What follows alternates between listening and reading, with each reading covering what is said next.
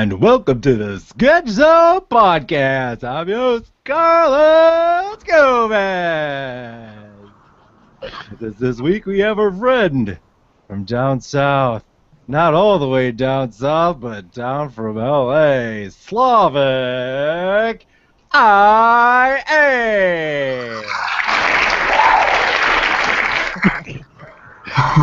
love that crowd. That one dude in the crowd. Woo! He's happy to be here. I've been wanting to do my radio show voice, my radio like the morning talk show, the Wacky House, for a little while now. You know, I might have to ask you to go back and work on that radio voice a little bit. It feels a little bit like Price is Right. Like you're trying to sell me a new, just want a new refrigerator or something. Yeah. Oh, yeah. Speaking of which, you guys don't even know this. Hang on. No, we're not gonna do. You remember? You know how like when people send us stuff, crap. What is he doing? When people send us stuff, we usually give it away. Mm-hmm. But you're not giving this away. Let's go around. I'm gonna send you guys your copy, but I just opened the box today. Oh, what is it? And you guys remember one of our friends from down under? Oh, before we go any further, I'll show you guys this. But let me say this. New thing that's happening, the Sketch Zone hotline. Go ahead and call the Sketch Zone hotline, 408-SKETCH-8. That's 408-753-8248. Now it's starting to feel more like a PBS telethon. Just a little bit. So I wanted to see if there was a way to get. I saw this and I wanted to implement it, and I wanted to see if it would work. And so. Jack, make him stop. So we have a Sketch Zone hotline. Go ahead and send us either call or text that number, and if you have any questions for anyone on the show, fire away. It's a new thing that I wanted to try out. Anyway, and we already have some questions for Slavik, but before we get to that, we had on the show the artist that's behind Luminous Ages. Do you guys remember? Yep. Oh yeah. Yeah. He sent you the cards, right? Yeah. So I got a pack of 4 cards.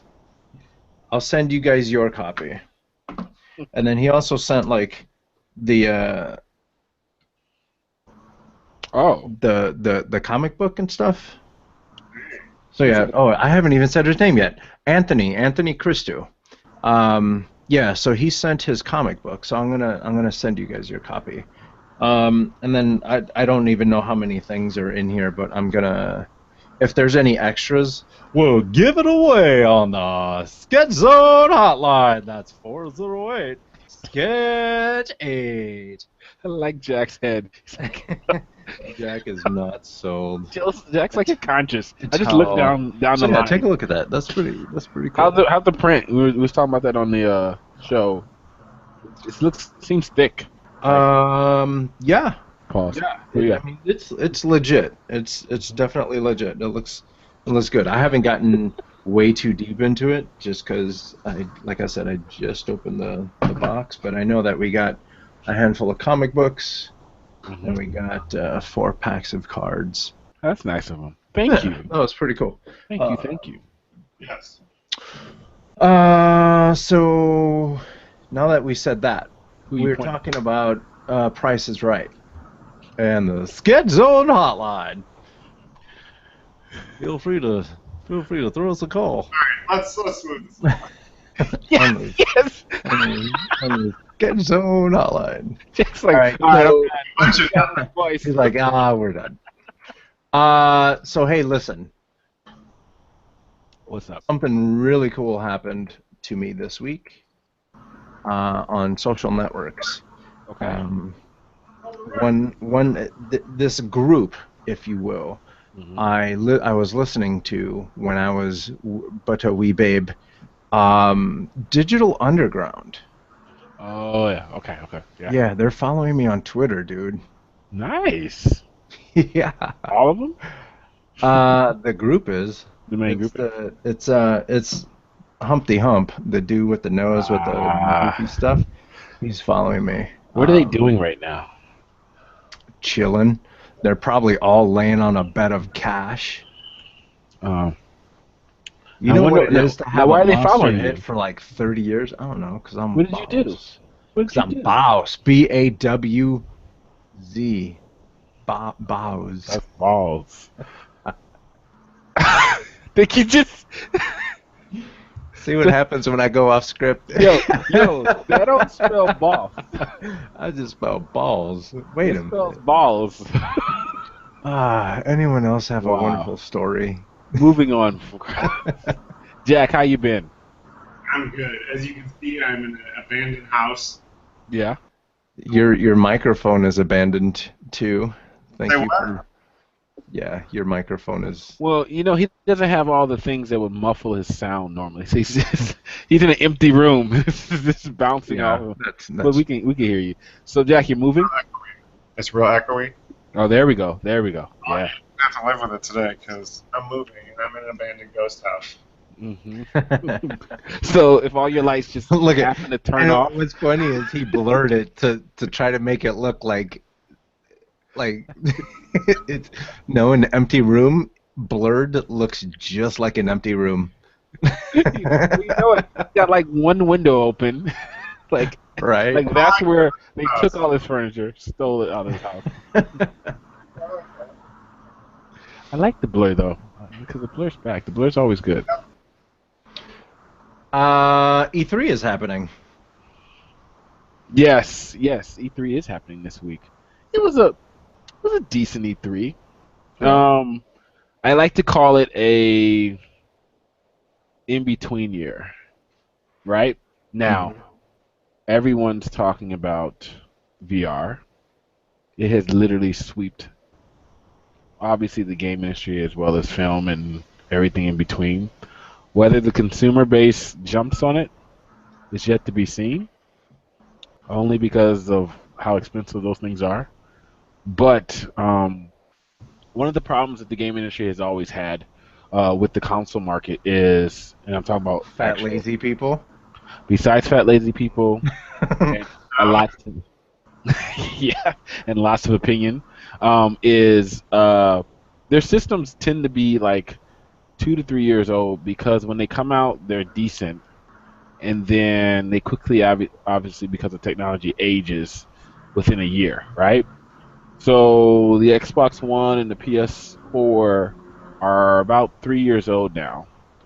So most PC elites kind of scoff at them in terms of like giving you the fidelity that you need in terms of giving you high quality graphics. Now the cool thing about all the artists and devs that are involved in this industry is they keep amazing us how good they look because they learn the tech and they make sure that the stuff that they put on those consoles are really really good. So each year that comes out, the games that are on that console or the artwork on that console looks better and better. So at the end of a console's lifespan, you should be seeing the best games on that console, which is cool.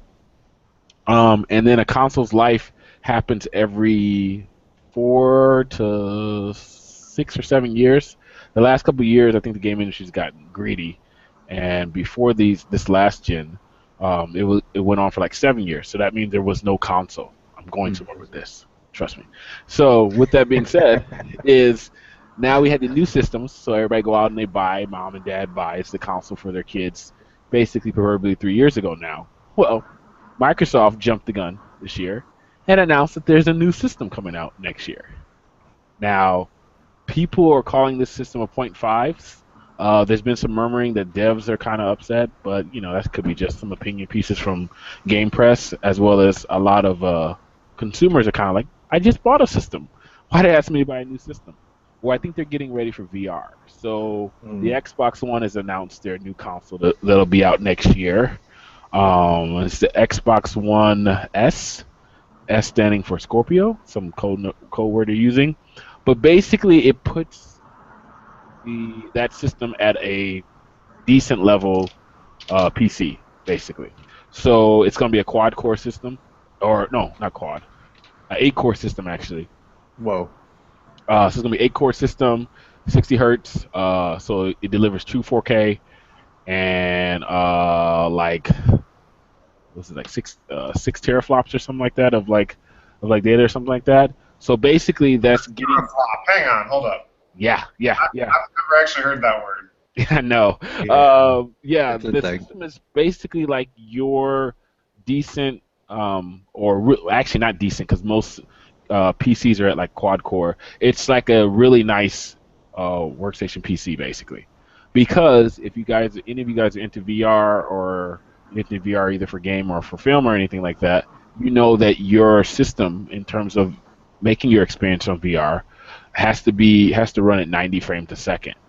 So obviously the current systems that are out right now are not going to cut that. So you got your HTC Vives, you got your Oculuses, and all these things. The main thing that no one was talking about in the room is that you can't run a game using the Xbox One or PS4 with these systems really, because if you Right. don't run at that locked 90 frames a second, like you uh, frame rate drops, and then like you get that whole like motion sickness thing, Mm. right? So what Mm-hmm. happens is, I think this is their answer. Now, PlayStation didn't announce their new title, and because it's always a cat and mouse game with them.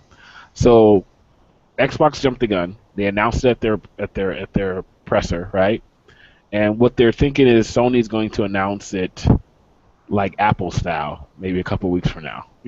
Have a Mm. random day where it's all by themselves and it's all about them, and they'll announce theirs. Will it come out next year? I don't know. Right now, only one that's set to come out next year is Xbox. So with that being said, all these games that we saw, some were rehashes as usual. You got your new God of War that they show. You got your new Resident Evil that they showed, and all of them look really good.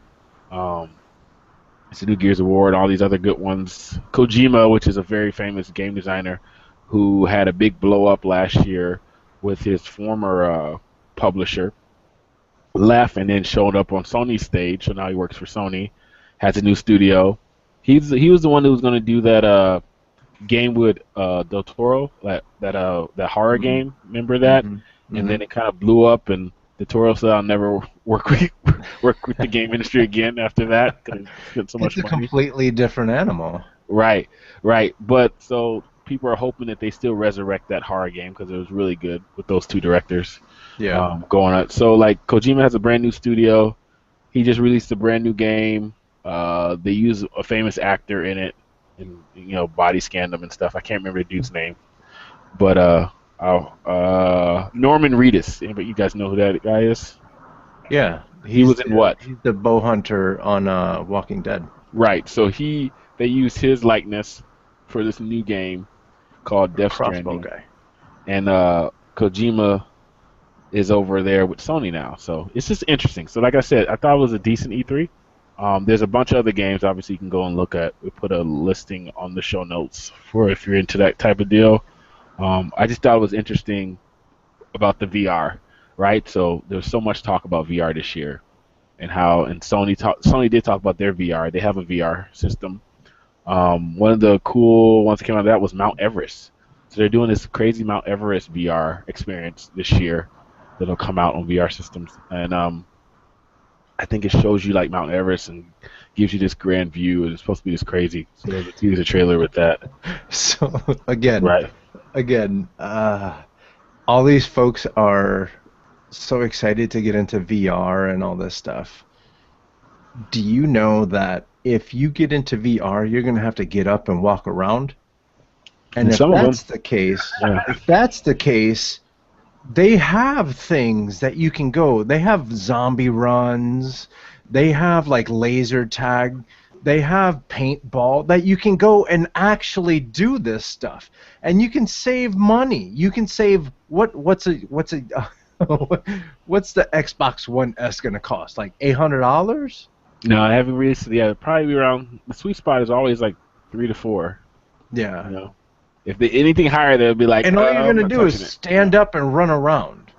hmm Yeah, so we'll see. We'll see. It should work with the Go system. old grandpa, Carlos. Yeah, exactly. Exactly. He's Get like, your I ass don't- outside. We can use the listen. Oculus and use the So other one. listen, Just sit there. everyone, because this is, I'm about to get old in this. Oh, okay. I think you're already old. Yeah, exactly. So you have a bunch of people who want VR ASAP, and all you're gonna do is stand up and walk around. We need to put like a little, like what is that? It's a little counter, a number like they have in Vegas, so we can place bets on how many people are gonna fall out in the first week of VR coming out, like in a real thing. You know the funny thing that happens when we're doing our VR stuff at work is watching people run into the wall. Yeah, 'cause remember when they came out with Wii and people were like throwing the remote through TVs and windows and stuff? Dude, I thought that was gonna happen today at work. Falling downstairs and running into walls. Exactly. Exactly. Like literally, like we're working on an experience at work right now, and like we had the company that we're working for in, and one of the guys, you know how you got that one guy that just gets into it too much. You're trying to be professional and answer their questions, and I'm watching this guy smack my HTC Vive remote against one of our brick walls. I'm like, we're not gonna have it anymore. Everyone does the exact same thing. Cut. It's like, Okay, so I it's think crazy. I think I figured out Microsoft's business plan, because look, in all, I mean, this is going to build up to a joke, but the reality of Microsoft is their phone division is pretty much It's been donezo. gone for a while. Yeah. Their computers, even though their computers are good, they've lost momentum, right? As far as mobile goes, it's all Android and Apple. So they have to figure out how to make money. And obviously, Microsoft has such a strong hold on the gaming community, but they need to make that money. So they need to keep pushing the technology. So now they're going to be coming out with technology every other year. Like when do you buy a new phone? Every other year. So they're going to start doing that. But to supplement that income, they're going to buy Vine, and they're going to have a bunch of 8-second videos of people VRing into the wall and down the stairs and over the dog, all kinds of stuff, and they're going to make billions of dollars watching people kill themselves with VR headsets. You heard it here, folks. You heard it here, folks. That's 408 sketch 8. It looks like they said it's gonna be around $300 to $400, so it should be interesting. Yeah. True 4K though. So and Slavik, if you have an opinion, feel free to jump in. We're gonna get to you and your stuff here in about a minute or two. But well, I don't have a good opinion of VR, so I don't know. I know that you're into sci-fi and you're into the future and what VR potentially has. So we can go down that route and talk about the actual implications of VR in the far future, not just people falling downstairs. But before we get there, I wanna get to the point where are consumers asking too much from technology companies? Because, for example, so E3 is happening or just finished happening.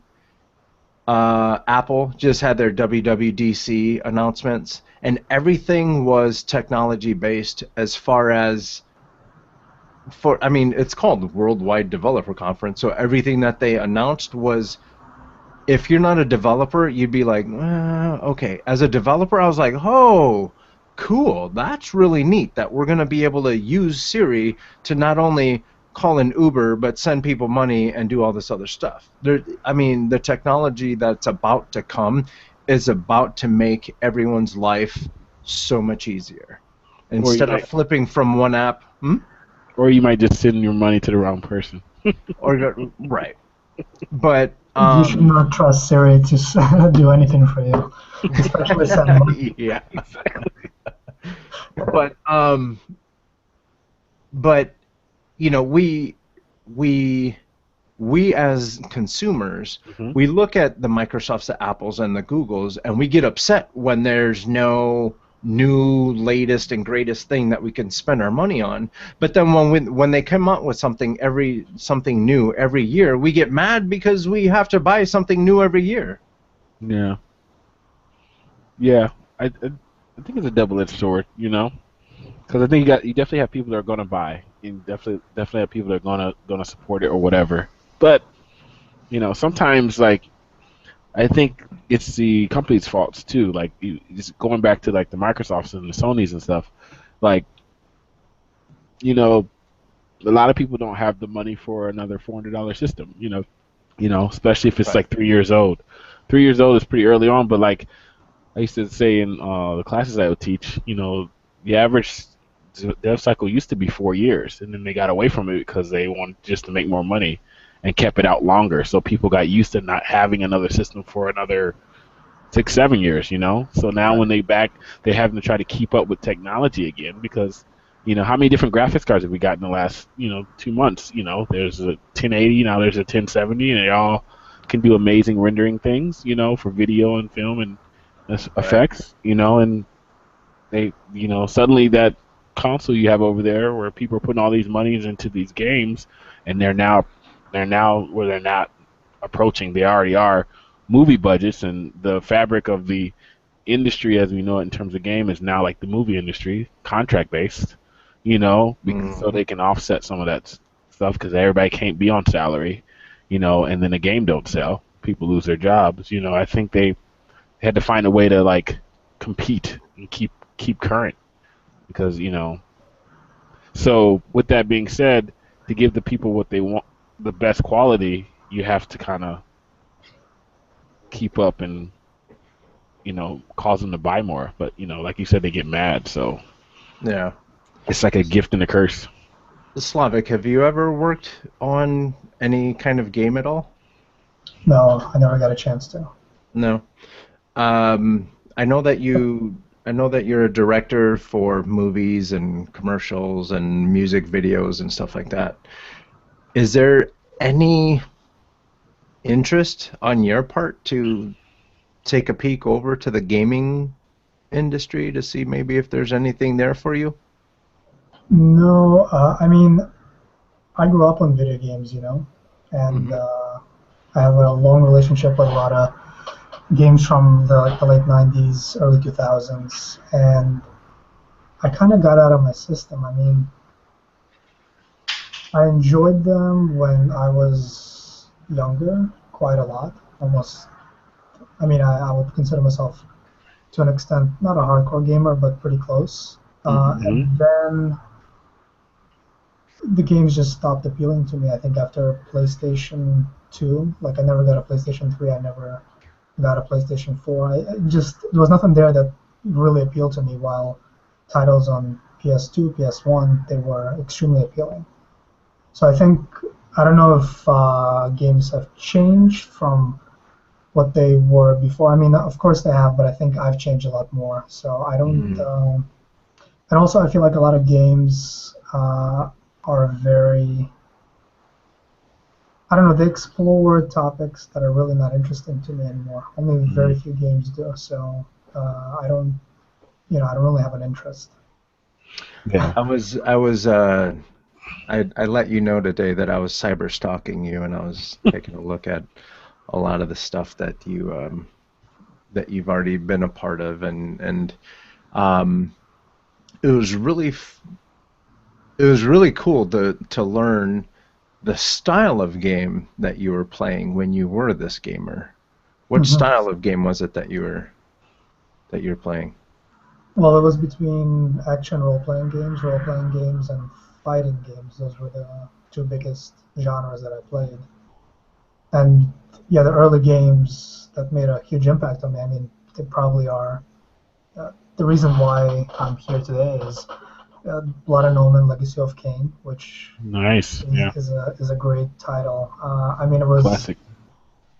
At that time it was mind-blowing. I mean, just the atmosphere in that game was insane. And then things like Metal Gear, Final Fantasies, they were just very, very impressive. I mean, there were a lot of PlayStation 1 games. I felt like PlayStation 1 games were a lot more maybe you could say cinematic to an extent, but I felt like they Yeah. were trying to go in that route, and then I feel like later on they kind of started going in their own direction. So I don't know, those games are very much more appealing to me. Even now, I mean, I can still, sometimes I get like a craving to play, and I'm like, what I have to get an emulator, all that stuff. And all I do is I just go to YouTube. I just literally type in the name of the game, and I And watch it. Yeah. watch somebody else play the game. Yeah. That's And it. it totally gets rid of the feeling, and it's great. It's like I've seen the game; it's excellent. I love it, and but I don't have to like spend time playing it. I can just fast forward. Yeah. I know a lot Yeah. of people that do that for the story parts and stuff like that, and even on a lot of the old, like you said, Metal Gear, so a lot of the old Kojima games and stuff like that, you can find on YouTube and just watch all the cutscenes or try to figure out the story, from that cinematic aspect of it, So that's kind of interesting too. Well, even gameplay-wise, it's really interesting just to see. It's kind of like to relive the memory, I guess, but you don't have to Right. spend that much time or energy, which is it's pretty nice. Do you think your hook or your interest in those cinematic games was one of the big recipes for you becoming a director? I think to an extent, I think one of the major things that, because I mean, I've been changing with every project, and every project is almost like its own new kind of adventure, new area, you could say, in terms of who I am as a director, but also what's interesting to me, because something that was interesting to me even like a year ago is no longer interesting to me. Something else is now. But one Right. of the main things, like even the movies that I own, the movies that I enjoy watching over and over, the movies that are really stuck with me, games that have stuck with me, they provide a certain level of atmosphere that you want to kind of keep reliving. You enjoy it. You enjoy going to that moment. And no matter what the storyline is, they have this some kind of atmosphere that they create so well that you want to be a part of again. And that's something that I've noticed in my own work as well, because my work changes quite drastically, but I feel like it always has that element of creating the atmosphere that the place that I want to take you to. It's always there. What was it that you wanted to be when you were a kid? Because When I was besides Steven Spielberg, I think he might be the only other guy that's like, as a kid, I wanted to be a director. well, What was it that you wanted to be when you were a kid? Carlos, I don't think I know I didn't want to be a director. I kind of, as a kid, you don't look. Actually, I think when I was playing video games, I wanted to get into the gaming industry. I mean, I think that's what they drove this whole thing. Sure. It definitely was the big impact. But um, aside from that, I didn't have any. I just really enjoyed the games that were being created, the storylines, the gameplay, everything. But I didn't have this one specific thing that I knew that I wanted, to do when it came to games. Yeah. So I don't know. So probably Where did nothing. you? What? Where was it that you grew up? Well, I grew up twice, you could say. First in where I was born. That was Nice. my, the first years of my life. And then when I came here when I was 12, actually 11, um, I grew up again in a way. It was a kind of like, obviously it was a very different experience, but I really feel like I grew up two times in two very, very different environments. Yeah. Actually, the funniest, Where was the first one? well, I grew up in USSR, and one of the interesting things when it comes to gaming and growing up in a country where you might know one or two people that own a video game system because it was such a rarity. It's not like you could go out and buy it. It didn't exist. I mean, you had to Right. know somebody that knew somebody that got it from overseas, and you had games. So when I was a kid growing up, I mean, the big thing was just going outdoors and doing whatever. I mean, getting into trouble, Sure. climbing trees, stealing somebody's cherries. Actually, being a kid to a certain extent. Yeah, but I was really, really like fascinated with video games. Like, so if anytime I was over at anybody's place that had a system, I made sure that I was playing that. So then when I came here, and you could actually buy a system and play video games all the time. That's exactly what I did. I think it was like Your Making up parents for are like, "What have for we all those done?" years. Well, it is what it is. It's different, but it's not that Do bad you of a remember the first game that you ever played? Um, I don't remember the first one, but I remember back then I played Double Dragon Oh, for Yeah, Nice. Super Nintendo or Nintendo, I forget which one, but it was Double Nintendo, Dragon. yeah. Nintendo. What else? I think that was the one that like I was blown away already. I mean, it was actually a really good game, Hmm. but that was a good game. coming from the context of you're living in a total different country, very different culture, you see it as a like almost like as a magical thing. It's like the same thing when I first saw like a Disney, animated cartoons like DuckTales. I Yeah, was just mind blowing. It's so beyond what you can kind of conjure at that time, especially yeah. living in the country, which is weird because now I go back and I actually enjoy Russian cartoons quite a bit. So So what is it like, just to paint the picture? Because we here in the States, especially kids, we get spoiled. We get uh, nowadays we get cartoons on demand. We get, everything is right there. Like our babysitters are the iPads and stuff. Um, what's it like to grow up in the USSR? Um, yeah, just like as a kid, and what's even more interesting is because we know you, and to get to where you are, that story is so cool. Um, so paint the picture of the very beginning. Like, okay, so you said that you don't have any video games or anything, and you're actually going outside and playing like somewhat of a normal kid, quote unquote normal kid. um, what's your normal day look like, and then like when you're thinking of your future, and I know this is getting to be such a long question. What was your normal day look like, and when you looked at your future as a kid, what did that look like?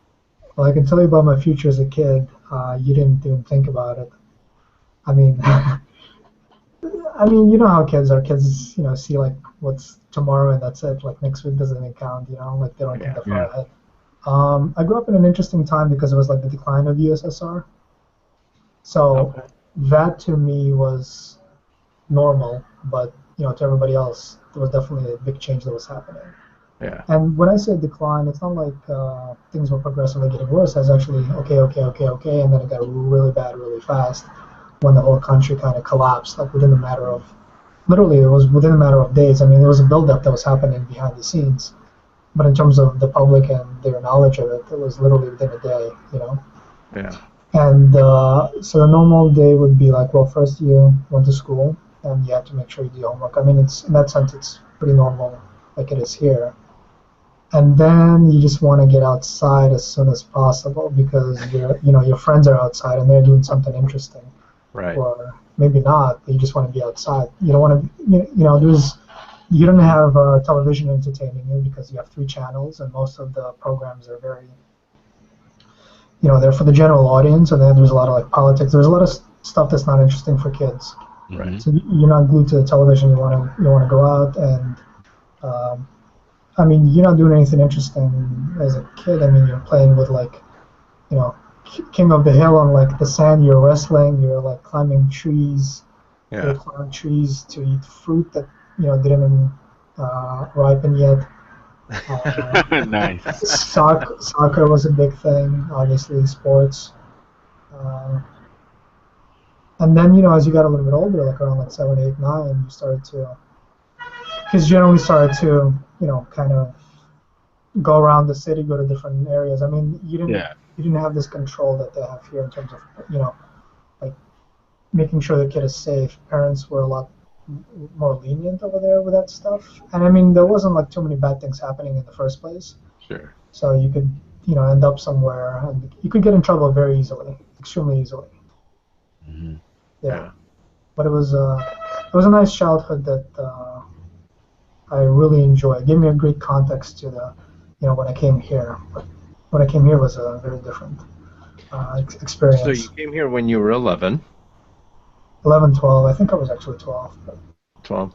who's counting? We'll let you slide. Uh, We know after you were 30 there when you After don't. 34 years, you stop counting. So where did you land? Like where did you guys actually come to? Oh, so we flew from Kiev Mhm. to New York through Dublin in Ireland. And I remember first getting out of, we had a layover of, I don't know, maybe like an hour.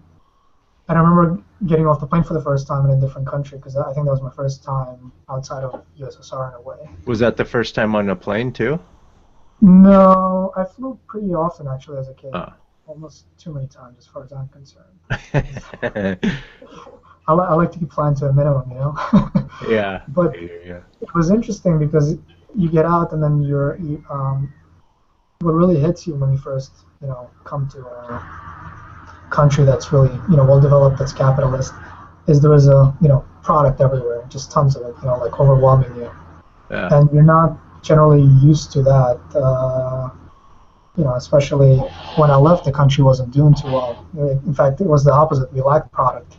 But then you get out there and it's just product everywhere, and and I remember feeling like, wow, this is great, for the first time I'm somewhere else. And then New York was interesting because I had a very interesting view of the United States and New York when I grew up, and then when I came, it was in a way a letdown, not a letdown, kind of like a personal letdown because I was expecting just tons of glass buildings everywhere, skyscrapers everywhere.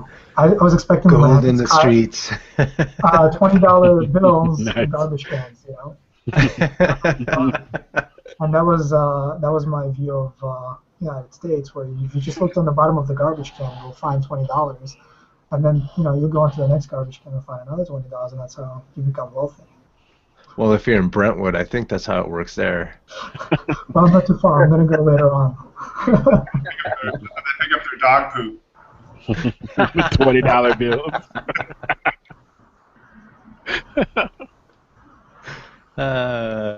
So yeah, I think it's nice to grow up. I think you appreciate America a lot more when you travel outside. You get to live outside a little bit, even like just for a couple of years. You just get a really great sense of this country and like where it came from, how it's different, why it's an incredible country to live in. Yeah, it's really easy to sit here and point the finger and say, Americans are getting really soft and all this other stuff, and we have Trump running for president. How is he this? All this stuff. It's so easy to take a look and complain about life here. Just travel, put everything into perspective. I mean, there's a 11, 12-year-old boy who was just climbing trees, eating fruit that wasn't ripe yet. And, you know what I mean? Yeah, I strongly recommend it, by the way, if you haven't tried it. Yeah. Go ahead and eat that fruit that's not ripe yet, and see how much you sit in the bathroom. There's a lot of stories. That's part of the experience. So what town did you guys come to? Or what town did you guys... We landed in JFK, and then my mom and my stepfather lived in Jersey, and the name of the town is Cliffside Park. So it's a Jersey. It's a really nice. It's a really nice town. I mean, it changed a lot. But yeah, I grew up like it was just at that point it was so different, and it didn't really matter where I landed. It was too much of a culture shock. Not a culture, even like a life shock. Basically, it was just everything you knew before is no longer like relevant. You have to learn all this new thing, and actually I forgot the language within like a couple of years. Yeah. I had to relearn it like about 8-9 years later. I don't mean to relearn it from scratch, but like just from the memory, because my language dropped down to like two things, like hi and how are you, and that's it. Oh. Yeah. Yeah. Interesting story. When I went back for the first time, I spoke Russian a lot better, and I had to I had to think in Russian. I mean, there was no way of communicating. I couldn't, get off the Skype phone call and be done with it. I was forced to be speaking in Russian the whole time. And then my ex-girlfriend called me, and I remember at one point I couldn't speak English to her. It was like the strangest thing. Like it backfired, and like English was no longer the language. And I remember I was just like laughing, but I really couldn't say anything. It took me like 15, 20 minutes to kind of start getting back into it. It was really weird. Really? Really Wow. weird, I don't know if this That's happens to awesome. everybody, but it definitely happened to me. Just There's sometimes I'll be in a conversation and I'm like, I don't know how to say it in English. So I'm just going to say it in Spanish, and if it makes sense, then we can move forward. Like Ria Ricardo. Exactly. Lucy. you know about Lucy as well? Who doesn't? Uh-oh. Do you have a story? Wait, he doesn't? I said, who Lucy. doesn't? Isn't Lucy the neighbor you lived with that would call his cat Lucy or Oh, not? Lucy. I Love Lucy. Oh, that's a different one. Yeah. What What was the Lucy name of the do cat? you know? Row. When I lived in Santa Monica, my neighbor was this Russian guy, and he had this cat named Lucy. But he apparently was like a language advisor to like film people in film trying to fake accents or whatever. But it was funny. The doors were kind of thin, and he had like this really thick accent, and you could just hear him screaming. But all day it was just he talked to this cat, Lucy, Lucy, Lucy. But my all-time favorite now. Kids can close their ears or we'll bleep this out. But he was like yelling at his wife one day, and he goes, "Why do you buy this? It's made of plastic. Plastic is shit. Plastic is shit." He does a better Russian accent than I do. Ah, Not that mine is any good, but his is like pretty good. I love that story. yeah, your Russian accent is horrible, but your Jersey accent is on point. I go there, I have an accent, and they go, I'll make this very fast so we can move on. But when I came to visit, my dad was a safety inspector, so I went with him to this abandoned factory where they used to make sugar from beets, but they no longer did because they kind of like it just wasn't functioning for so many years, right? But there's still like a little town that's based around this factory where people used to live and work. So we get there, and they take us out for lunch, and everything is great. I'm just eating, and they're talking about I don't know politics, what's going on, like all this stuff that I'm totally not aware of. And then they started talking about something that kind of piqued interest. And then I said something in Russian, and the guy looks at me and he goes, and this is the first time he's heard me speak, and he goes to me, "Oh, that's a really interesting accent. Where are you from?" And I'm like, "Los Angeles," and he was like puzzled for like about a minute.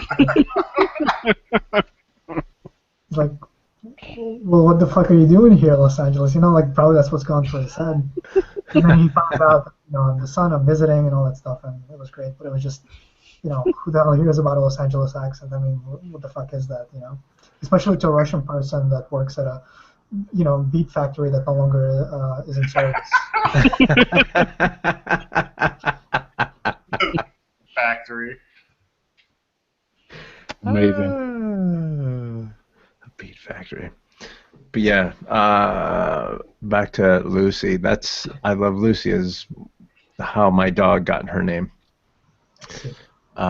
Because I took her to a beet factory. Well, I hope you were trying to make sugar. Lucy. Just so you know, a fun fact, Jack hates beets, and it's a problem with me. It's a big That's a problem with you? Yeah, beets are kind of gross. They taste like dirt.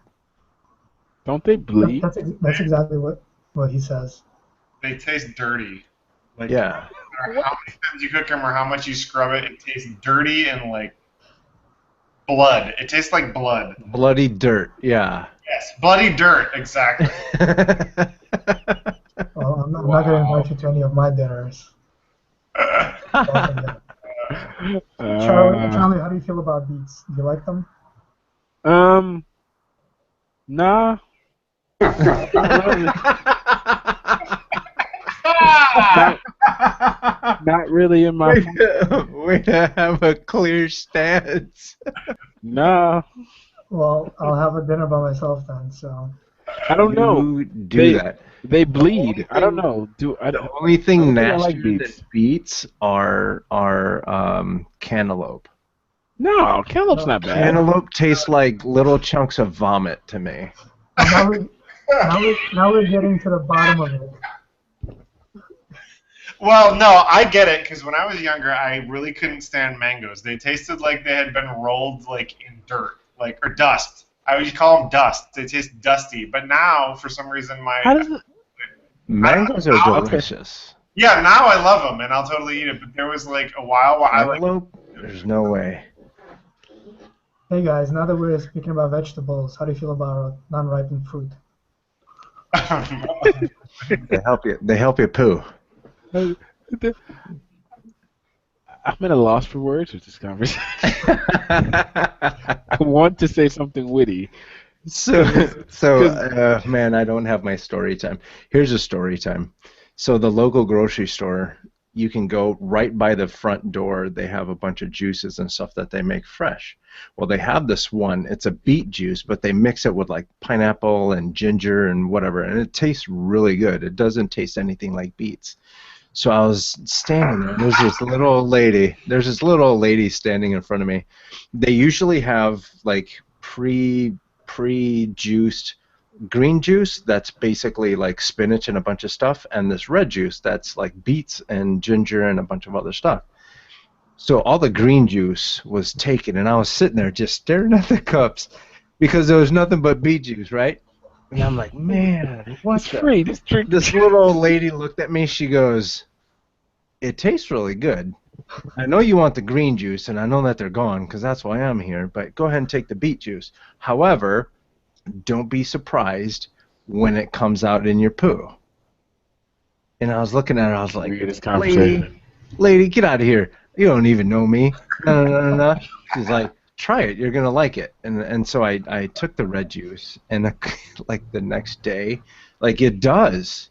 If you drink like juiced beets, yeah, totally. It comes out like that in both ways. And I'm like, at first I was like, oh my God, I'm dying. And then I remembered the little old lady saying, don't worry, you're going to think that you're dying, but you're not. You're going to remember this juice, and everything is going to be fine. And I was like, all right, cool, moving on. Actually, beets are really good for you, so... Beets are good for you. Just so you know. So let's go back to Jersey. Jersey. How long were you in Jersey? And then how did you make it to LA?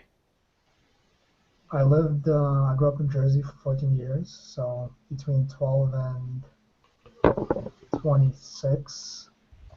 And I grew up in this town called Bergenfield, and it was right outside of New York City, right across the bridge, maybe about, 10-15 minutes away. Uh-huh. So there was, New York is a big part of that area. It's called the tri-state area. I mean, it's very much, hustling and bustling the same way as New York City does, but I never really felt this connection with New York. I still don't. I enjoy visiting the city, but it's not the city for me to live in. There's just things about it that I dislike, and I always kind of imagined not living where I grew up. So then, like Jack, I got a job out of school at Digital Domain, and they called me I had an interview on Tuesday. On Wednesday, they told me I had the job, that they wanted me to start on Monday, and I remember finishing my last day of work. I used to work at a supermarket, actually, for 8 years, for a super long time. It was actually getting to be a little bit embarrassing. I mean, I was there like a one job since since high school. And then when they told me that I had the job, I moved right away. I mean, I dropped everything, and moved. And I've been here for 10 years now, so I consider myself from, in a way, from the West Coast. What was your first? What was your first job, Slavik? It Like, was what got you out there? Flags. It was Flags of Our Fathers. It's a Clint Eastwood film, and I was doing animation. I started out doing animation. It's actually the best film that I worked on.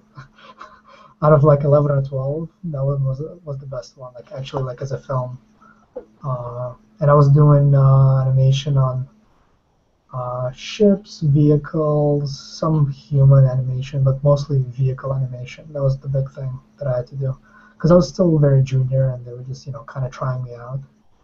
And yeah, a professor of mine, Bruce, he recommended me. He actually pushed me through the door because they weren't too keen on bringing me on, because Digital Domain was still is like one of the best visual effects houses in the world. I mean, they still do cutting edge work, and especially at that time, they were doing like really, really interesting stuff. And somebody that's kind of out of school with like kind of like a not mediocre, but I didn't have like the best demo reel. But I got pushed through. I was given the opportunity, and they liked what they saw within like a couple of weeks, and then I stuck on the project for 2-3 months, and then that's how the whole thing started, the whole adventure. So you did go to school then? Yeah, of course. Did you go to one of these specialized technology schools that you see on the commercials, or did you go to like a community school or anything like that? It was a state school in William Patterson of New Jersey, William Patterson University, and they had a pretty strong art department. The other option was to go to SVA, but SVA was even at that time like just a lot more expensive. I mean, it was my tuition for William, we call it Willie P for short, was $5,000 a year, which is extremely unheard of nowadays. Mm-hmm. And at that time, SBA was like 25, and they gave me like 10,000 a year off, but still expensive. And so I ended up just going to William Patterson, and I had a really, really great group there, where one of the people from school is an animation director. He's worked with Rhythm and Hughes, and a close friend of mine. So I would say I keep getting lucky, I would say. I kind of am at the right place at the right time with the right people more than a few times already in this lifetime, so it's kind of cool. So I'm going to go ahead and take a break, because we're starting to blow up the Sketch Zone hotline. It's starting to blow up. Do we get theme song? Yeah, did the hotline get a theme song? We're going to have to finally, because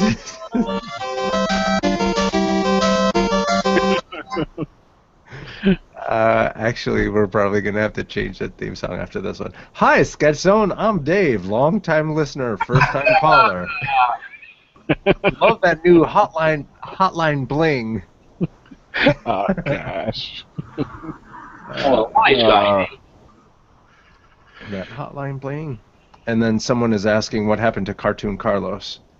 Yeah, we need to do more work on that. Okay. That was fun, but Cartoon Carlos needs more frame. Yeah. Cartoon Carlos needs some lip sync work. So you're working at Digital Domain and hanging out with like Clint Eastwood and all these big heavy hitters. And Yes, all the time. Good. How does your career bring you to wanting to be a director? I think it's interesting because I've had a different career path than Jack in a way. Jack was staff almost early on, and he's worked at one company, and I was never staff anywhere, and I always jumped around. And after a while, I just became dissatisfied kind of like with something that I was putting my energy into, and that really drove me to just start thinking about my own projects. And I remember just being really, really inspired by James Cameron and his story. If you kind of read into it, it's very interesting how he, you know, the Terminator, how that happened. And I just got inspired enough at one point where I started doing my own projects. I started directing, really thinking about directing and putting all my energy into something that I really, really cared about. So it took that. I think it took my dislike with the projects that I was working on, and they're actually very, on one level, great projects. I just didn't like you could say, the creative direction overall. Like Hollywood blockbusters are, I don't know. Some people love them, but I find great joy in like a lot of other films that are very unnoticed. Hmm. So now that we're at this point in your career, I'm going to go ahead and share my screen so we can take a look at some of your work while we talk to you about your work. Hmm. But while we do that, what are some of the movies that you've watched throughout your life that actually piqued your interest and made you want to get into the entertainment industry? To me, the first initial movies that I saw when I was still in USSR, I think those were the ones that really inspired me, even without me knowing. So seeing, for example, the original Terminator, Rambo: First Blood, Nice. RoboCop. A lot of those movies came from the same company, and Hmm. uh, and they had a very specific formula for like all these movies. And those movies were so different than anything else that you could possibly see, you know, growing up in the former Soviet Union, that they were just like otherworldly. There's no way other way to describe them. You don't even think of it as a movie. You just think of it as like as this thing that comes from another world.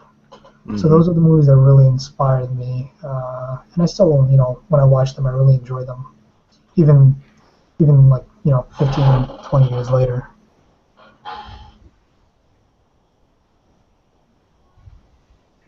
Sorry, I'm trying to find some good stuff here.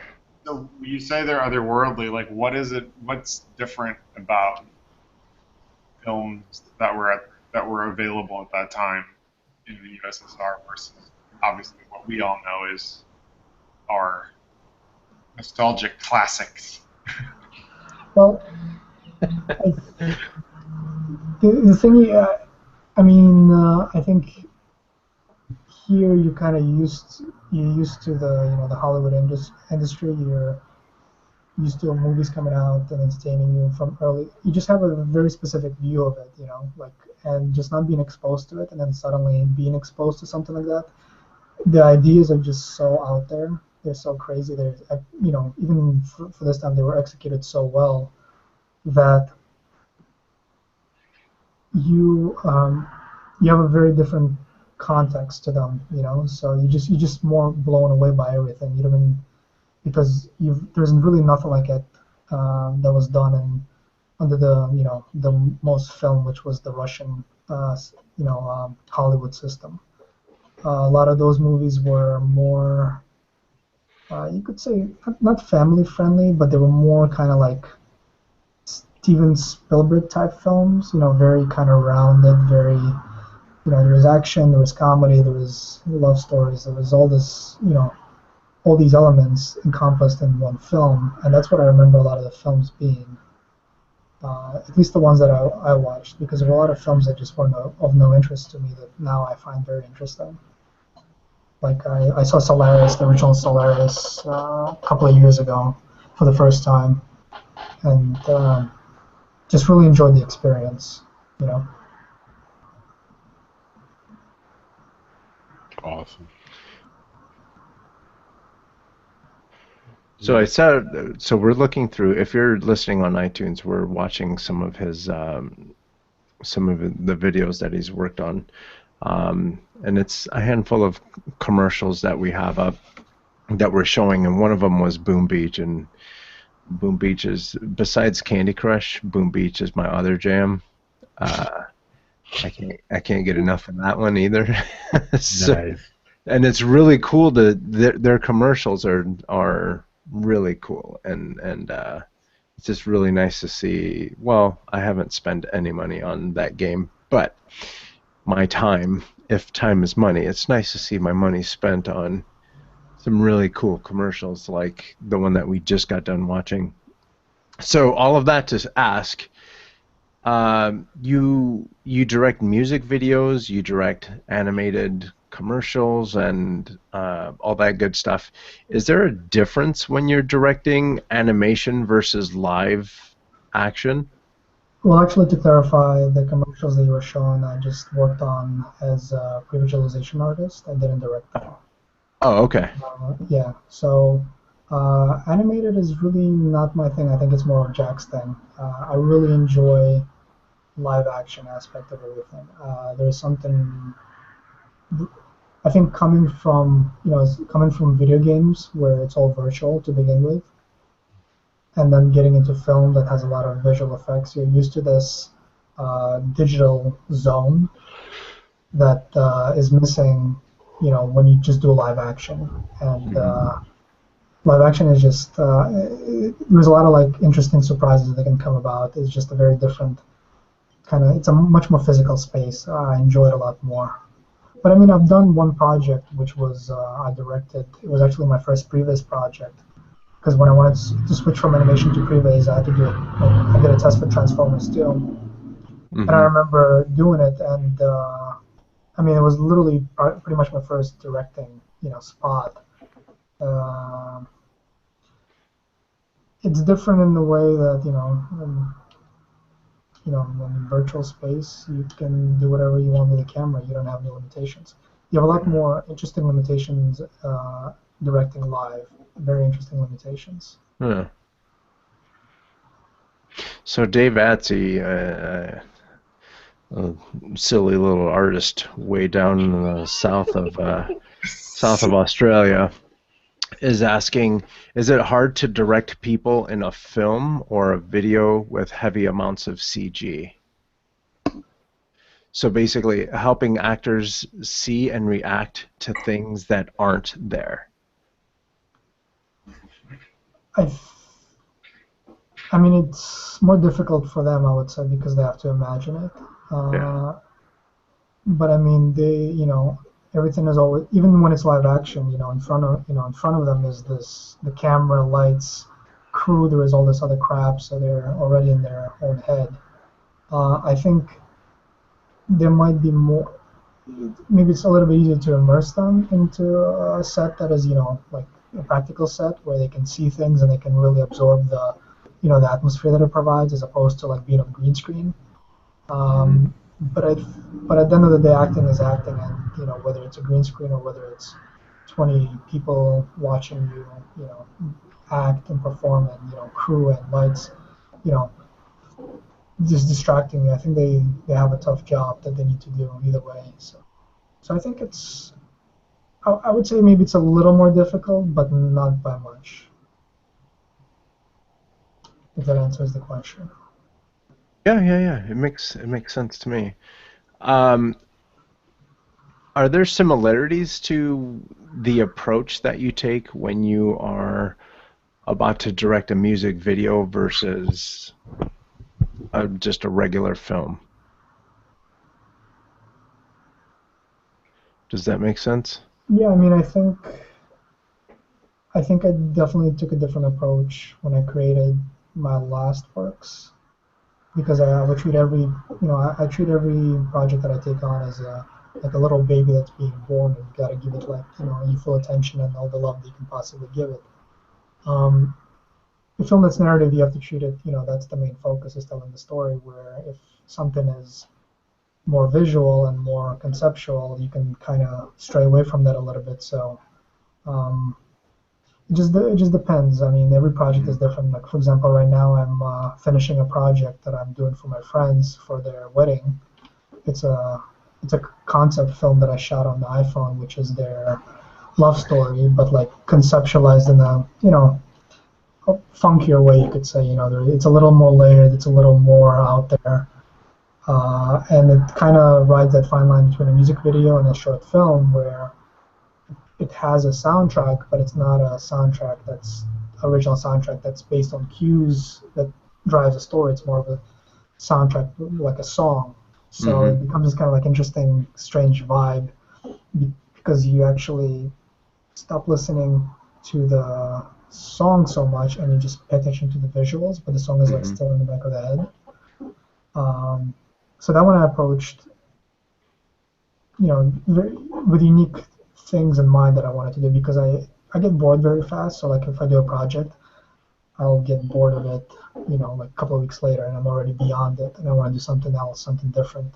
But not just different, just to do something different than what I've done, but to try to do something different that's really pushes me as a director forward, all the time. So getting inspired by films that I watched recently, I try to push myself. So yeah, you would approach everything from a very different perspective, and also like it depends on who you're doing it for and what they need out of it. So you want to make sure that you hit all those things as well. Yeah. So I have a question real quick. So when I listen to a lot of different podcasts and a couple other directors speak, I like this question I hear asked by different people, and I'm going to ask you this question. Is like, based on now you becoming a director, and I've seen that you worked on the visual effects side and pre-visualization stuff, and then now that you're in the driver's seat, if you will, as a director, first I would like to ask you what's your favorite movie in terms of cinematography first, and then that moves into a different question. In terms of cinematography, I would say it would have to be, I think, Apocalypse Now. Okay, nice. And why? What parts of that? Just in case people may or may not know the movie, they should. But what parts of it do you like the most? So you can just probably. I can tell you the bridge version. I can tell you the part that really sticks out always in my mind when I think about it, and I love the music that's playing at that moment. It happens right before they get to the final compound, and there is this journey along the river, and the movie really takes its time there, and it kind of slows everything down, and the river is of orange color because it's almost sunset, and it's just this beautiful kind of like vibe that's happening there, and that's the part that sticks out the most to me. But in terms of cinematography, I mean, it's done by one of the best cinematographers in the world, Vittorio Storaro. There's just a lot of elements there that are really, really beautiful, and they really help the story, but they create this atmosphere that I really, really enjoy. I mean, it's kind of hard to pinpoint one movie in terms of cinematography, but I think that would have to be it. Yeah, because I'm just seeing some of your like the synthetic world that's playing right now for the viewers and stuff like that, and I'm just looking at your camera cuts and stuff like that. So I just kind of want to know what influences you, and like when you're doing these different projects, what kind of director are you in terms of how you collaborate with the crew that you use? Do you take more of an active role in the editing and cutting and stuff like that? Do you have go-to collaborators you usually work with because you like the way they think? You kind of let people shine in their different departments. What would you say your kind of role is as a director when finishing a film toward the end? When it's in the editing room. I think when it comes to editing, I definitely like another person to be a really large contributor. I want the editor to be a very large contributor as to how the final picture ends up. Because when I first shoot it, I mean, almost all the time, the end product is better than I imagined because the editing process takes place, where things that I really like that maybe don't help the story get cut out, or we find some happy accidents. I really enjoy that process. It's the same thing that I enjoyed with my DP, the fact that, we can talk about very interesting concepts and ideas and see how it can translate into, the direction that we take with the film. I don't like being the only person that edits. That's definitely not a good thing. But I like to be I like to be involved. I like to be involved as a contributor at that point, you know? Mm-hmm. Awesome. I have a couple questions from Will. Okay. How did growing up in Russia affect your visual style? Or did it? Well, it definitely did. Well, thanks for the question. Well, one of the interesting things is when you're growing up in Russia, they don't have this concept of not scaring kids. In fact, it's something they don't talk about, or at least when I was growing up. So you could easily see a lot of very scary things as a kid, things that really, really frightened you, that kind of then kind of inspired you or made you aware of that feeling. And it's a very interesting one because there wasn't any censoring, there was no PG-13 or G or any Right. of that stuff.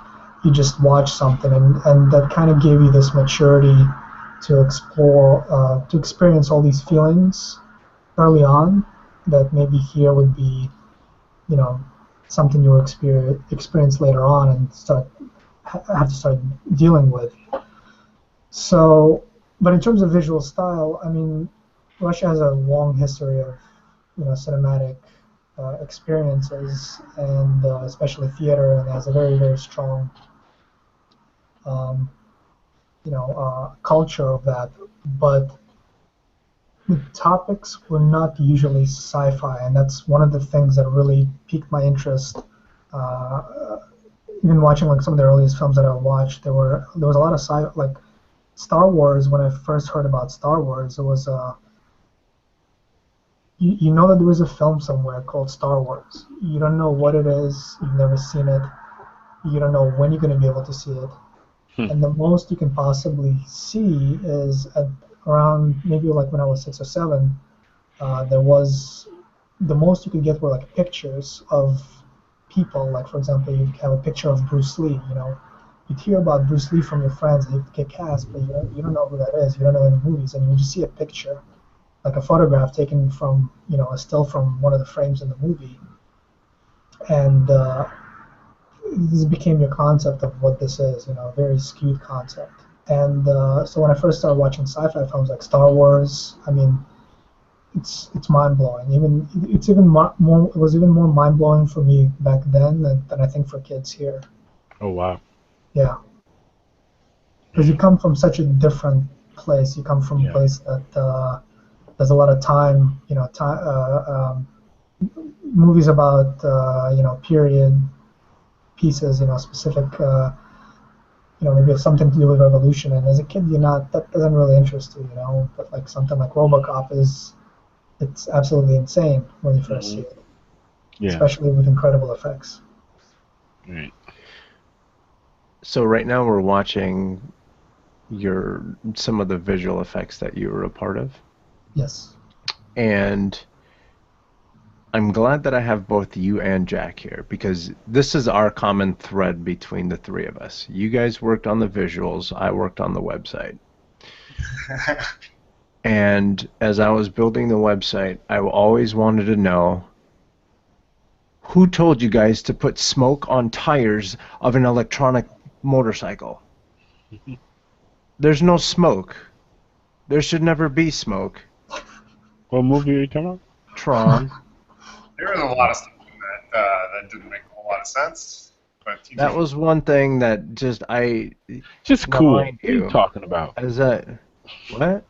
It's just cool. Tron is cool, but don't put smoke where it doesn't need to be smoke. If there's an explosion, smoke away.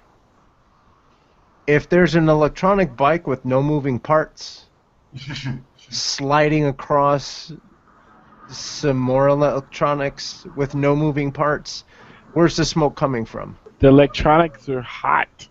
Get out of here. They're cutting people in half. No. They're burning out on an electronic bike, making smoke. No. Digital world, anything can happen. Shut up, Charles. Okay, moving on. I always wanted to know that. Who's signed off on that? Actually, a funny story. Jack, how many revisions? Because Jack and I both worked on that shot at different times. but altogether, Yeah, that like superhero shot that's shown in every trailer where he throws the stick and it turns into a bike. I think you worked on it. Well, I mean, I don't know. There's about 6 of us that worked on it, but I remember that shot, that one you have right there. Go back. You had it. That's okay. Scroll That down. one? There it That is. Yeah, right there, right here. That shot, I remember still. Well, I worked in the Previs department, and then I transferred into the animation department as a lead.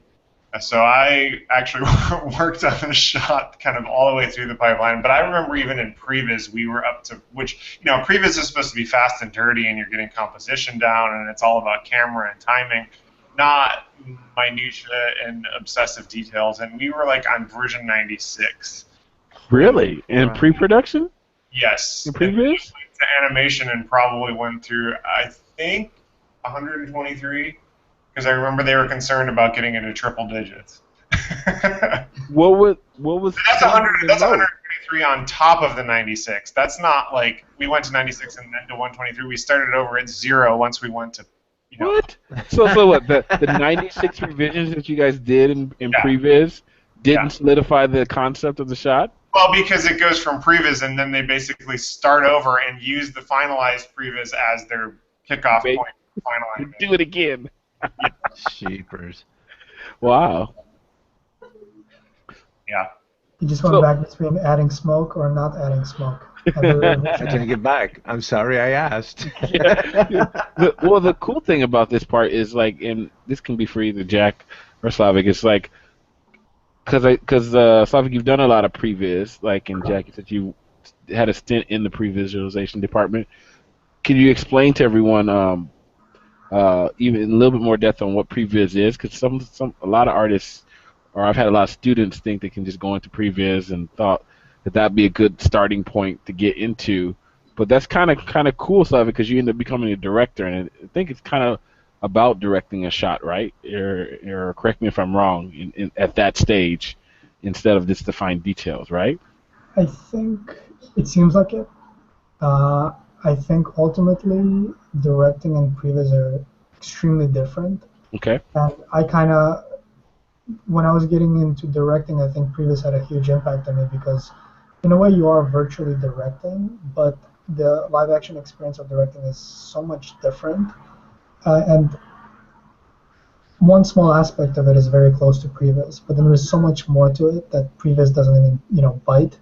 But I mean, to answer your question, what previs is, and Jack, you can chime in as well. Previs is basically a blueprint for a shot in the film that you do virtually, or you can maybe live shoot it with like little toys, whatever the fastest way is, to just get an idea of what the shot looks like. This is the first time when the whole team, the producers, executive producers, everyone is seeing what what it says on the script brought to life in visual imagery. So it's a very interesting process because you're working very, very fast, and you're working.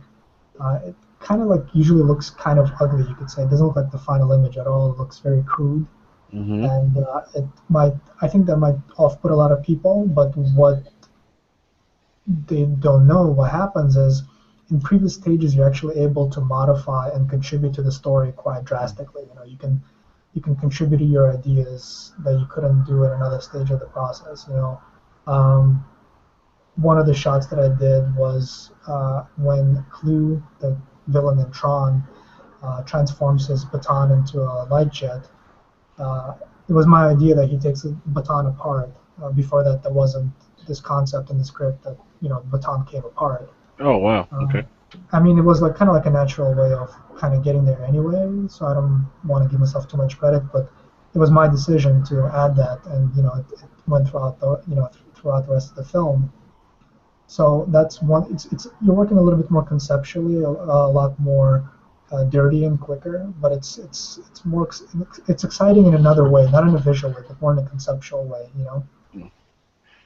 And who generally makes up this department? Is it just a bunch of animators, or is it a mixture of other usually disciplines?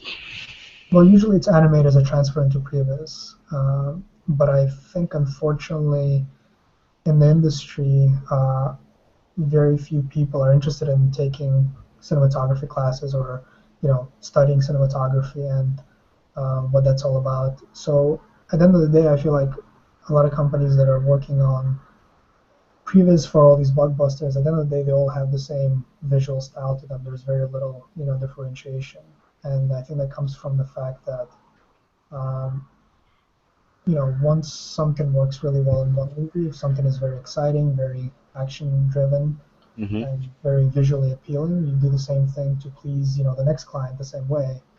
While the director of photography would approach it in a very different way. He wouldn't do it just because that worked really well in his last movie. He would do something very different. But that's just the nature of the game, you could say. That's just how it is. It's a very strong industry. It's a very fast industry. So sometimes you don't have that collaboration between the artist or the supervisor and the director to Right. even explore like how is this film going to be different from your last film? Like, what are we going to do to make it better? What are we going to do to tell the story? What is this film all about? They don't treat it that way. It's more like, okay, there's a bike and he goes from left to right. Okay, so we'll do this shot, and Hmm. it's a very, very crude. I feel like the previous industry I feel like there was a threshold to it. And I think that's why I got into directing because on Tron I saw that threshold kind of right away. Like within like 5 6 months, I realized I'm not even interested in doing previs. I want to do directing. I want to explore this on another Yeah. level. Even that I didn't even know what that level would be, but I felt like there was something more, you know. But it's a very fun process. I mean, it's very fun to have nothing, and like 30 minutes later you can have like a big army of whoever, Hmm. attacking somebody else. I mean, maybe not 30 minutes. I think it can possibly be done like in about an hour, 2 hours. Yeah. But it's cool because before there was nothing and now there is actual imagery. So in that sense, the process is very exciting. Awesome. How has technology affected that process? Mm, Has I it think affected I it at think all? I think I think motion capture suits affected it quite drastically because now previous artists don't have to animate. They can put on a suit, act something out, then they get this mocap and it's usable, and they can just worry about camera and everything else. Um, I think that's the biggest. I mean, a lot of high-end previous companies are always trying to do something new, trying to make it more robust, or utilize some like current technology as much as possible. But at the end of the day, it comes down to this is a story, and how well are we telling the story? And technology is not going to change that. Still has to Yeah. be told really well. If anything, it'll make technology will help a good or bad idea be made that much faster. Yeah. So you're It either seems going like, to make or lose money that much quicker. yeah. It seems like it's streamlined the process also a little bit. I think last year when I went to SIGGRAPH, um, there was a bunch of different houses looking for previous artists, and they started implementing using real-time engines like Unreal and stuff like that to try to alleviate time and get shots out even faster. So, and I heard about the mocap, a lot of mocap too. It's kind of like a sine wave or like a little bit of two steps forward, one step back. Because Really? yeah, you kind of come up with these technologies to expedite things, or like now we have the ability in the GL to see whatever explosions or whatever it may be. But then it's like that becomes the standard and that becomes expected, and then you raise the bar that much higher that it's not like before the technology has advanced so far that it becomes just really easy and like almost throwaway or a given or a default. Uh, you're stuck trying to match that new higher bar, and you waste a lot of time. Like Slavik said, if you're not telling the story and you're not doing the composition, like that's step one. If you're focusing so much time on like anti-aliasing and motion blur and stuff, it's like that stuff doesn't matter, and yet you know Mm-hmm. you start day one like we have to have these things, and that's not even what it's about. So I think we get there with each step. Like we proceed and we find ways to just include it, like with real time. But like when the whole real time, like I worked on a previous project that was trying to use that, and although it was cool, like we saved in rendering time, you wasted your entire front end of the pipeline animating specifically to fit into the game engine and writing an entire pipeline that would export from an animation program into the game engine. So you just wasted it elsewhere. But now that's becoming a little more like fluid. So it's like, you take these steps forward and then you take a step back, and then so it's a little bit of, it's not always quite pushing forward. Yeah. Do you prefer one over the other, Chuck, or good old for which drawings? Yeah, for a previs, that real time versus the, I guess, more traditional method. I've only worked on one show that used real time, but I mean, for depending on what your project is, I mean, you can do pretty simple previs and get your point and get your idea across. It's like you can get really easily, like the Tron thing, it's like you get really bogged down in the details, how the engine rotates and stuff, and it's like that's all stuff for final animation. Yeah. So I think it's just focusing your efforts. I mean, you have these big powerhouse previs studios that's all they do is previs, and they have massive teams behind them that, you're starting to get really amazing models and really amazing rendering and really amazing effects because you're effectively building a whole, studio just to do previs, when originally it's like previs was just a storyboard, and then it became an animatic, and then it became a moving 3D, so it's evolving. Sure. Yeah. Is there a market for movies that might not have that deep of a storyline, but they're visually appealing? That's what most of the market is right now. Yeah, every blockbuster in the summer. As I was asking that question, I was like, I would say there is a massive market for it, but I think that the general public's starting to get a little tired of it. Yeah, they want a little more meat. Yeah. And I mean, I think it will always be there. You go to the movies to be entertained. You want a visual experience. That's why VR is taking up. That's why people love rides so much. I mean, there is something to be said for just straight eye candy. But a movie's a movie, and you want to be told a story, and you want to be led along through a narrative. And there's only so much you can do that with flashy visuals. Yeah, that makes sense. And with that said, Slavik, like, how do you think these studios, or even you, let's say you have some ideas laying on your desk. What is it about any one of those ideas that stand out to you as a director? What would make you want to work on someone else's idea? I think if I can see what they're trying to do, if I can understand it really well, and I get excited about it, then I'm on board. Because then I feel like I'm on board not only as a person that helps them create their vision, but also contribute to that, because I really understand it and really passionate about it. So, if I'm passionate about something, I'm a great person to have on your team. If not, I'm still great. Just on someone else's team. No, I mean, there was I'll give you a little story. Mummy 3 was the movie that I felt the most passion for out of any movie that I worked on. And it wasn't the best movie that I worked on. It wasn't the most, in any department, it was not the top movie. But the director, Rob Cohen, made, I think, not just me, but the whole team feel like they were really, really contributing to the movie and their ideas counted, which is a very, I wouldn't say it's like a normal thing. It's a very rare thing, A lot of times, your ideas don't even get past your supervisor. But on that project, your ideas got to the director, and he could actually see them. And it made me, like, for example, when I was driving home from work, I was thinking about, like, what can we do for this shot? What would make it better? What would make this better, And that's not what you normally do. Normally you get off work and you forget about what you were doing, and then, you remember tomorrow when you start work again. But I really felt really attached to that project, so much so that when I worked on the next project, G.I. Joe, the first G.I. Joe, I'm like, I can't do this again. I can't pour all this energy and love and passion into another project like this so fast. And G.I. Joe, I couldn't care less about. I mean, I still did the work. I still, everyone was still very happy with it, but it wasn't.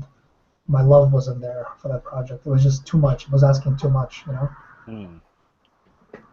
Interesting. So right now, before we change the subject, I think we're going to have to. I think we're going to. Ready? Here they come. Here they Slavik. Oh, by the way, if you guys are looking for Slavik's work, go to SLAV, slavmonster.com. Slavik from slavmonster.com. This or that? Do I choose or? Yeah, but you have to let me ask you first. Okay. He's like, this or that? He's like, I'm going to have to go Which with one? that. This. Like, yeah. You see, that's the director coming in. He's like, this doesn't make sense. It doesn't fit into the flow of the show. Cut. Speaking of which, before we get into that, now that I say that, as I was like looking through a lot of the work that you've been doing, I was imagining like what do your dreams look like? Well, I can tell you about my recurring nightmare. Oh, yes. There we go. My recurring nightmare is that I'm inside of a really, really tall building, and there is an earthquake. Oh. And this building not only starts shaking, it starts swaying, like left to right, going all the way, bending all the way down. And I'm inside a room, and I'm just like, panicking. And that's one of the dreams that I've been having. I haven't had it in a while. Maybe I'll have it tonight. I don't know. But I've had this nightmare maybe about 4 or 5, 6 times, and but usually they're very vivid. I mean, I don't think I dream any different than somebody else. Yeah. Usually dreams are fucking weird as hell, and you go, "What the fuck was that all about?" So along those lines, like you being a director, like if you're having a dream and the dream is unraveling, and you're like, "No, I don't like this," do you yell, "Cut! Let's do it again"? From the top. No, I don't get that privilege, I guess. You don't have that much command. Yeah. It takes a different type of person, like, to be that aware in their dreams. I think that'd be awesome if you can really be that aware. But you know what? I don't really like this. Let's change this dream up. And cut. Places. We're rolling.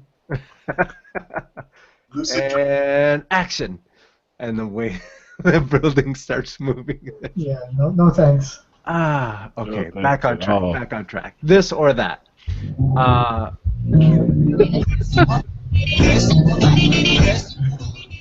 You took so long, I had to do it again. Thank you. Pre or post? Pre. You don't have to convince me. It's what you like. No, I said pre. Well, what should I be saying? No. That's good. You're like, pre? I'm teasing you. Because it can refer to a lot of things, Yeah, it could be pre-production, post-production. Is that what you're going for? It could be a lot of. Do you like to start something or do you like to finish it? That's the question. Start. Attaboy. But I always finish anyway. Finish first.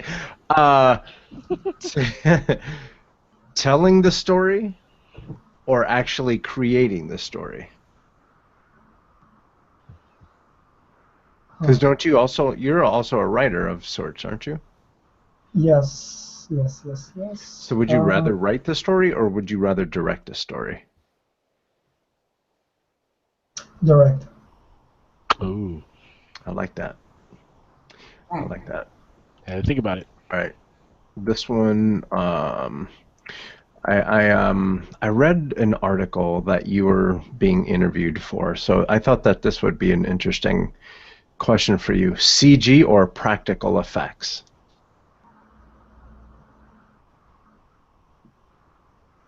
I would say Look practical. at Jack's face. There's something interesting about something being done practically. Yeah. Not that CG is not interesting, but having like animatronics, having all these moving parts, and there's something really cool about that. I don't know. Yeah. Uh, these next ones are doozies. Santa Monica Pier or Jersey Shore? Oh,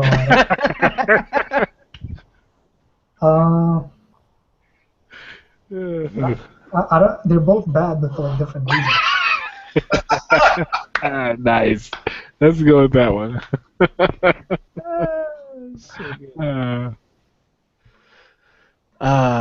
Let's see. They could almost like marry each other, and then it'll be this like perfect place And they would probably get a reality show. of something. Yeah, That'd be the weirdest place ever. the Jersey Yeah. Pier. The Jersey. Jersey Pier. And I'm like a shore. Let's see. Finding Dory or Big Fish? What the hell is a big fish? Is that a movie? Have you ever seen the movie Big Fish? Yeah, a live action movie, right? Yeah. Yeah, of course, Big Fish. Or okay, good. Okay. Good. I put that one in there. I was giggling as I put it in. I was like, if he doesn't say Big Fish. All right. My last one. Last this or that. The Jungle Book or The Notebook? The sketchbook. The sketchbook. Oh, very nice. Speaking of which, what? No, we're done. I gotta put in the outro, man. Yeah, he's like, No. We're done with this or that. But he set me up like, because this is a really good conversation to have with him. You just got done saying sketchbook. How creative are you? Did you grow up like drawing and coloring and painting and all that stuff? How creative are you? Is that for How Jack? creative are you? It's a game. Okay, now we get to tell you to sit back. It's okay. Charlie has officially left the show.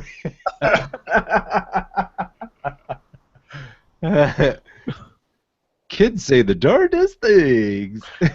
Alright. That was funny though. That was funny though. No, for real. Like how, like, as far as creativity goes, are you constantly drawing and stuff? Are you constantly shooting little mini videos on your iPhone? Are you visualizing things constantly? I think I have been for a long time already, just kind of being in this mindset. I know that I have to. I usually, after I finish a project, I get an urge for the next one all the time. So that's always a given. But in terms of I kind of don't really draw. I enjoy films. I enjoy watching films and getting creativity out of that. Like seeing like really incredible directors, do what they do and just seeing their progression. I really enjoy that. Just learning a lot. So I don't think I'm very creative outside of being creative. I think I'm more interested in like history and all these other things. Oh, cool. Yeah, I'm not like Jack who always draws and Yeah, thinking about something. don't even start with that one. That kid. Jack makes people quit art school.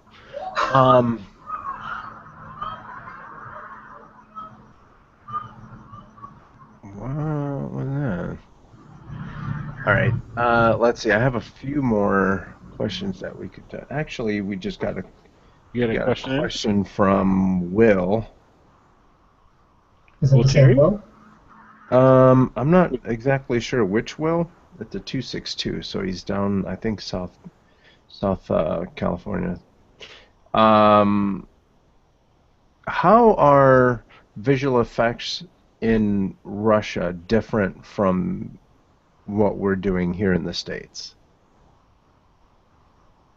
No. I know there are a few visual effects houses there, maybe more than a few now.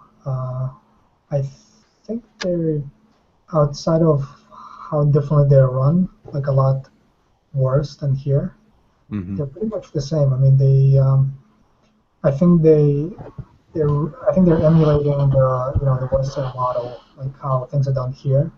And I actually had a friend that moved there for like 6 months to help a studio establish themselves, and he was kind of setting up the pipeline.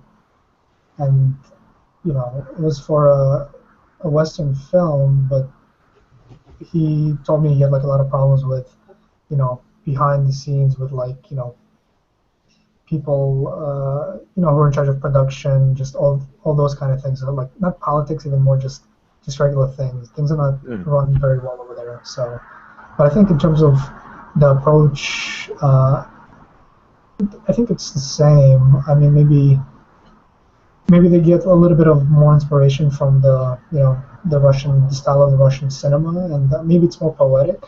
That's one thing I could say. I think it's probably a lot more poetic in the way that it's being done, just actual visuals themselves. But otherwise, they should be the same. It's kind of like a universal language, right? Yeah, and that's I have a tendency to go and watch like Bollywood movies, and I do try to see what other people are doing. I watch what is it, the independent film channel all the time, Yeah. just to stay somewhat cultured. Not everything needs to blow up in my life. So, I just like to see what other people are doing, what other people are saying, just to stay well-rounded.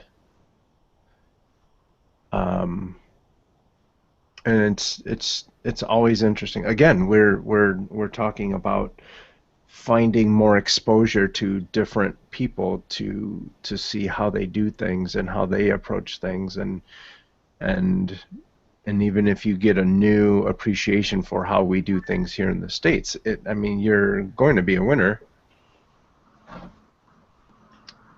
I think it's it's interesting just to see how things are being done all over the world, not just visual effects, but everything, just Yeah, to really get Yeah. the context of how it's yeah. done here, and if that further builds up on your point. And then I wanted to also talk to you real quick about, as a director, how do you develop a good relationship with your artists or your talent, whoever it is that you're working on the project with?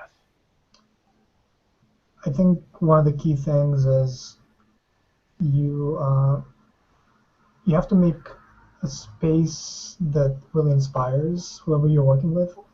And obviously, you want to hire the right person because you can't do this with the wrong person. You can't, if you hire the wrong person, you can't suddenly give them the space for them to do their thing and for you to be satisfied with. That's not going to happen. So you got to make sure you have the right person first. But then you got to, I think, really explain to them what your vision is, what you really want to do, and how you want them to contribute to it. This way, they're not just they feel like they're part of the project and they actually are making a big difference. And with that, I think comes kind of like a level of respect and understanding and just love for the project that you don't get if you don't have those things. So I'm all about setting that up. I'm a really big fan of that because, like I said, I've been on a project where that was the case and where that wasn't the case, and I Hmm. was on the other end, and I felt a huge difference in terms of how I was contributing. Cool. One last question for me. Um, as I was going through and cyber stalking you and learning more about you, and Stalker. yeah, um, I one of the things that I do try to do is I try to pretend like I'm in your shoes and try to figure out what a day in the life of our guests would be. And then I realized that as a director, you're kind of stuck in between trying to be almost like a coach for the people that are doing the work, all the artists, all the actors, all the lighting crew and everyone.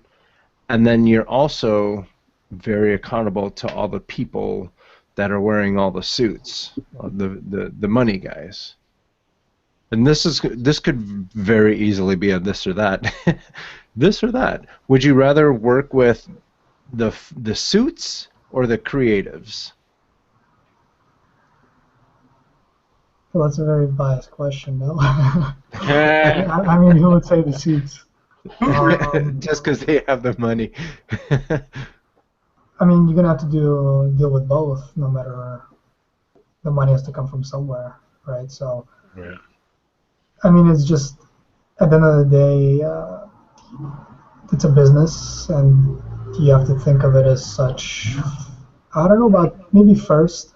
You could definitely think of it along the lines of like creative plus business, but I think probably you have to think of it as business first, and that yeah, money has to make money, and then you kind of figure out, well, how do I still try to retain the vision, the credibility? I think it's such an old question that artists have been facing for a long time, and not just filmmakers, even probably people that painted. I don't know, maybe to some painter out there, painting a portrait of some wealthy, count or whatever wasn't very interesting, but it paid the bills, and it gave them livelihood. So Yeah. I think that the relationship between art and money goes way, way back, and probably will not go away. Please see Patreon. Donate now. Yeah. Donate now. 408. No, just kidding. I wanted to ask you guys, did you guys see Under the Skin? Under the Skin. No. It's a Jonathan. Jack, did you see it? It's on my list, not yet. Oh, okay. I have not seen it. Yeah. Well, Under the Skin is a Jonathan Glazer film, and I've been a very big fan of it since I saw it recently. It took me a long time to watch it as well, but I feel like he's one of my favorite directors. He's extremely inspiring, and this film is a very kind of groundbreaking film in the very different ways than what we're normally accustomed to. So I think And if that's anyone's Scarlett listening, Johansson. you could see her naked, but that's Wow. Wait. Whoa. yes, but that's not the highlight of the film, Oh. fortunately. So Yeah. no, it's a really, really amazing film. Anyone that's listening should just watch it, even if they won't like it afterwards. I think it's just an incredible experience. Cool. I'm gonna put that on the to-do list. To check that out. Yeah. You know what movie I did see just a couple nights ago that I was pleasantly surprised? I didn't even know that it was out there. It's called Love and Mercy. Mm-hmm. That good? Yeah. Wow. It's about I guess he might be the lead singer of the Beach Boys. Yeah. Wow, that was a good movie. Really. And then to find out, while it's unraveling, you're like, oh wait, you're like 5 minutes into it, you're like, this really happened. And I love those movies. I love the ones that you watch and you're like, man, that was a really good movie. And then it says based on a true story. Holy crap! What? Yeah. Yeah, Love and Mercy. I saw that just the other day.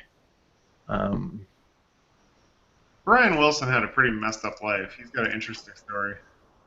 Yeah, and I found out that he was like, Wilson Phillips. He's the dad of the two Wilsons. Yeah. Wow.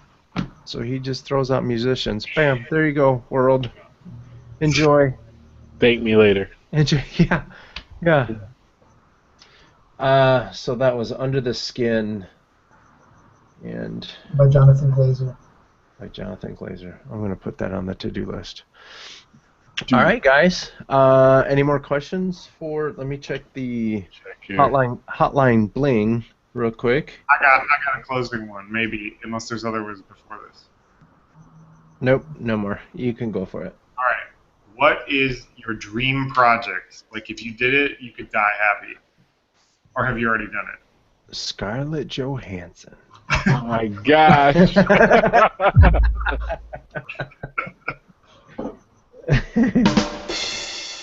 Yeah. I don't think I've had that project yet. You're not going to tell us what it is? No, I'm just not sure what it is. He wants to stay hungry. I like that. know when he sees it. I like that. So far, I haven't. I mean, some of the projects that I finished kind of definitely get rid of some specific, things or urges that I had about certain elements, Mm-hmm. But I still feel like I'm still like really interested in keeping on going and just exploring what else is out there. So I don't think I've came across a project where I'm like, okay, guys, this is it. I'm gonna go climb trees and eat fruit that are not ripe. Ah, Nice. What do you? Give me your just your brutal honesty when it comes to Star Wars. Which one? Either any one of them. I loved it as a kid. I couldn't care less for it now. Yeah. Yeah. Yeah. Yeah. I'm in total agreement. Like I see these grown ass people just going cuckoo for Cocoa Puffs, and I'm like, it's entertaining, yes. Is it enough to dress like all kinds of crazy? To some people it is. To me, I wear my jeans and flip flops and I'm good. I don't know. I thought maybe it was just me. you got a brand loyalty, a cult favorite on your head right there. So, Yeah. Yeah. folks, it's a religion. That's not me. I'm just saying. Yeah. No. I get it. I just People. Yeah. people got to love something. I guess is what we'll wrap it up like that. All right. Slavik, IA, director extraordinaire. Thank you for having me. If people are looking for Thank you you. online, oh yeah. And First off, thank you for being on the show. And if you can't find me online, just look up at your nearest tree. I might be there eating the fruit. Yikes. Just hanging around, hanging out. Find him at Slav, SLAV, as in Victor, slavmonster.com, or up your neighborhood tree. Strange. Eating fruit. And Charlie B. Williams, if people are looking for you, where can they find you? Well, you can find me on my website, which is cargocollective.com/Charlie B. Williams. I'm on Twitter at CBW3. On Instagram at CharlieBW3. Yeah, and on Pinterest at CharlieBW3. Mm-hmm. And Jack, people are looking for you. Sketchbookjack.com and SketchbookJack on Twitter, Instagram, Facebook, Pinterest. Somewhere else probably too. Yeah, son. And I'm Carlos, so you can find me at carlosrgomez.com and pretty much everything. Twitter, Facebook, Instagram, Pinterest, Behance, under Coconut Justice. This was the Sketch Zone podcast. You can find us at sketch.zone, and I guess we have a new something here. Keep it going. Yep. Mm-hmm. Jack? Come on. Keep it going. Oh. You can find us at sketch.zone. And if you wanted to suggest a guest, go to sketch.zone/guest. Find us on Twitter at sketchzone. Go to facebook.com/thesketchzone. You can go to youtube.com/sketchzonepodcast. We're on Stitcher, SoundCloud, and of course iTunes. And hey, while you're on iTunes, if you want to leave a comment, we'll go ahead and read it on the show. Mm-hmm. Yeah, and not to mention that hotline bling. Oh, I English try is to a say it second and my language. mouth just goes to sleep halfway through. That hotline bling, you can text or call us at 408-SKETCH-8. That's 408-753-8248. You can interact with the guest, whether or not you're by your computer. That is so not what that term is for. but it's awesome. I know. And Dave Atsey started it. He's the one that Yeah, got in there. he's I from had a different sketches country. on. He said hotline bling. We're gonna have to talk to Dave about what that actually means. UrbanDictionary.com. Moving on. Thank you everyone for being here and listening to us, and thank you Slavik for coming on and talking to us about your incredible life, fellas. My pleasure. Thank you, guys. That's it for us. Have a good week.